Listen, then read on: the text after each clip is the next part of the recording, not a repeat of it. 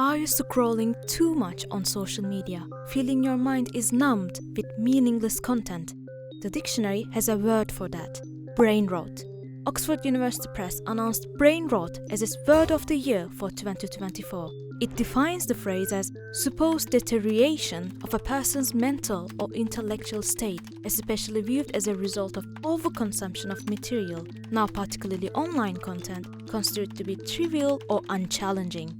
Actually, the term was first used in 1854 by Henry David Thoreau in his book Walden. Thoreau criticizes society's tendency to devalue complex ideas and uses the term brain rot to describe a general decline in mental and intellectual effort. Today, brain rot speaks to similar concerns caused by virtual life. Aiming to reflect the moods and trends of the year in its annual award, Oxford says the term saw an increase of 230% in its usage from 2023 to 2024. It was chosen among 6 shortlisted popular words with over 37,000 public votes. Other trendy expressions like manifest, demure, and brat were chosen as the word of the year by known dictionaries such as Collins, Cambridge, and Dictionary.com. Yet among others, brain rot stands out and seems to resonate deeply with many people. Here is why. There definitely is some truth in the expression.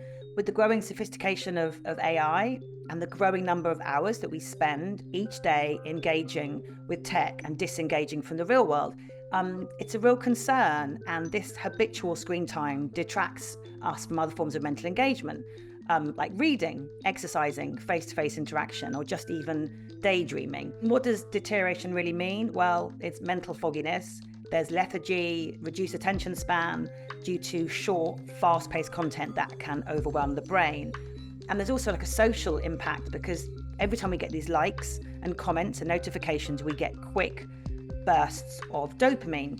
And this means that we're therefore less motivated to engage in more substantial mental activities. And these more substantial mental activities, you have to work harder to get those rewards, to get those dopamine hits, but actually they're far more rewarding in the long term.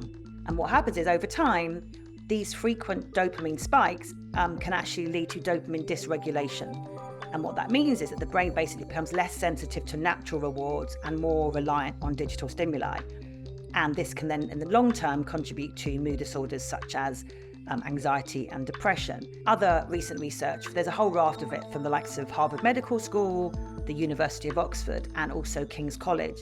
They found evidence that the internet can actually change the structure of the brain, and using brain scanning techniques, they can see that it's shrinking our grey matter.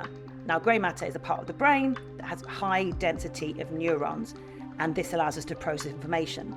And by losing grey matter, it can impair memory, language, attention, reasoning, judgment, and even our fine motor neuron skills. So the key thing that I always say to my clients is you need to set time limits. What you first got to start doing is track how much time you spend on your phone, and most people are fairly horrified at that number. So it's about creating healthy boundaries, and as I say, it's so measurable. We talked about the reward system. That in itself becomes its own reward system. You can get the dopamine hits by seeing the improvement in your mental health.